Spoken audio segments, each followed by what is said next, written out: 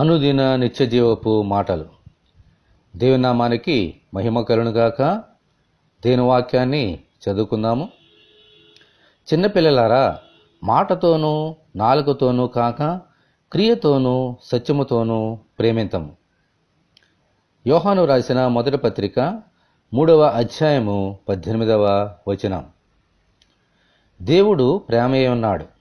ఆయన కుమారుడైన యేసును ఈ లోకంలోనికి పంపించి ఆయన ప్రేమను క్రియాపూర్వకముగా చూపించారు. మన ప్రభు అయిన యేసుక్రీస్తు ఈ లోకంలోనికి వచ్చి శిలువ మీద తన ప్రాణమును పెట్టి ఆయన ప్రేమను క్రియాపూర్వకముగా చూపించారు. ఆమేన్, హల్లెలూయా. నేను మిమ్మలను ప్రేమించినట్లు మీరును కూడా ఒకరినొకరు సహోదర ప్రేమ కలిగి ఉండుడి అని మన ప్రభు అయిన యేసుక్రీస్తు మనకు ఆజ్ఞను ఇచ్చారు కదా. మన ప్రేమలో కూడా క్రియలు ఉండాలి. ఆ క్రియలలో సత్యము ఉండాలి. అప్పుడే మనము దేవునికి కుమారులుగాను కుమార్తెలుగాను ఈ లోకంలో జీవించగలుగుతాము. ఆయనకు వారసులమవుతాం. దేవునికి స్తోత్రము కలుగునుగాక. ఆమేన్. ప్రభువా, మీరు మమ్మలను ప్రేమించినట్లు మేము కూడా ఇతరులను క్రియతోనూ సత్యముతోనూ ప్రేమించినట్లు దయచేయమని ప్రభు అయిన యేసుక్రీస్తు ద్వారా మనమందరము దేవుని ప్రార్థన చేసుకుందాము. ప్రభువా, తండ్రి, మీ కొందనాలు.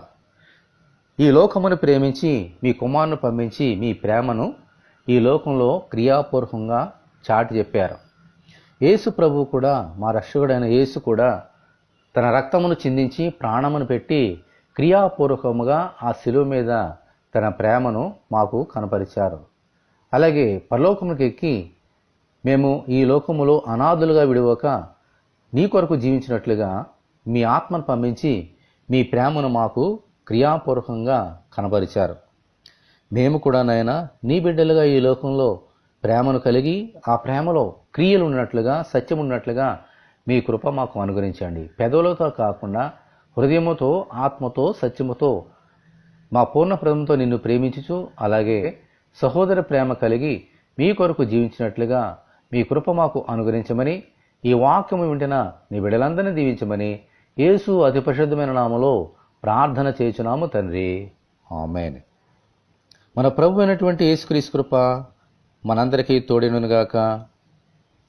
దేవుని ఆత్మ మనలను సర్వసత్యంలోనికి నడిపించునుగాక. ఆమేన్. పరిశుద్ధ దేవుని మందిరం.